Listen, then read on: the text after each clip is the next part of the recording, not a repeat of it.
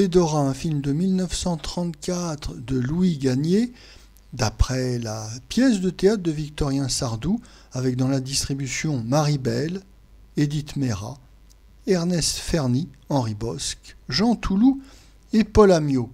Le sujet. Une aristocrate russe, Fédora, c'est-à-dire Marie Belle, jure de venger la mort de son fiancé, le prince Yarishkin, c'est-à-dire Henri Bosc, tué par Ipanov, c'est-à-dire Ernest Ferny, qui a fui à Paris.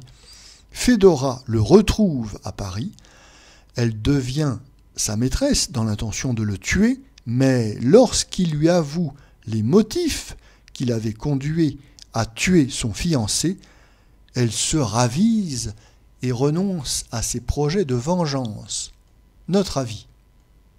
Durant les années 30, le film russe constitue un genre à part entière du cinéma français.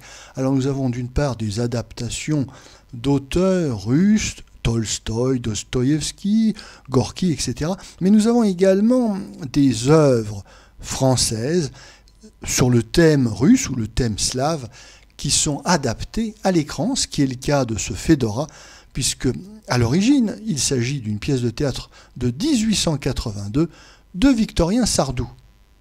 Cette pièce de théâtre sera adaptée une première fois au cinéma en 1928 dans un film de Jean Manoussi, puis une seconde donc à l'époque du cinéma parlant en 1934 sous la direction de Louis Gagné.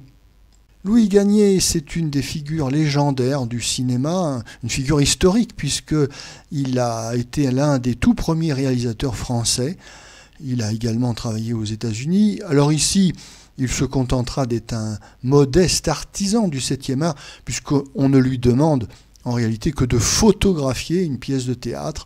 Mais malgré ce cadre très strict et très rigide, puisqu'on va suivre en réalité scène après scène le déroulement de la pièce de théâtre, malgré ces inconvénients, Louis Gagné ici nous montre sa science du cadrage, de la mise en scène et aussi un goût de la photographie bien faite, bien éclairée. C'est un film très propre, très net et qui est visuellement très agréable à voir. Et puis même s'il s'agit de théâtre filmé, l'histoire de ce drame est intéressante pour le spectateur car la pièce de théâtre a été très bien construite, habilement, avec une succession de coups de théâtre qui relancent l'intérêt du spectateur jusqu'au dénouement final. Ajoutons que le parti pris russe du sujet ne fait que renforcer, ne fait que pimenter l'intrigue. Oui, nous ne sommes pas dans un vulgaire mélodrame du théâtre de boulevard parisien, non, nous sommes dans un drame slave passionné. Fédora est une histoire qui est construite au service d'une grande actrice.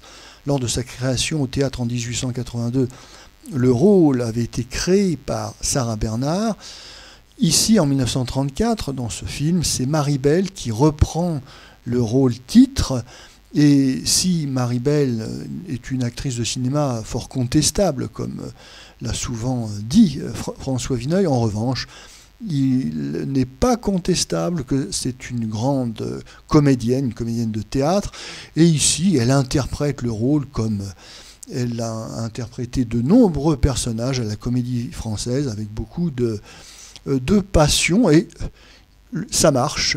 Oui, le rôle de Fédora ne pouvait être mieux interprété que par une comédienne de théâtre. Ses partenaires, Ernest Ferny et Henri Bosc, se contentent de lui donner la réplique et de la mettre en valeur.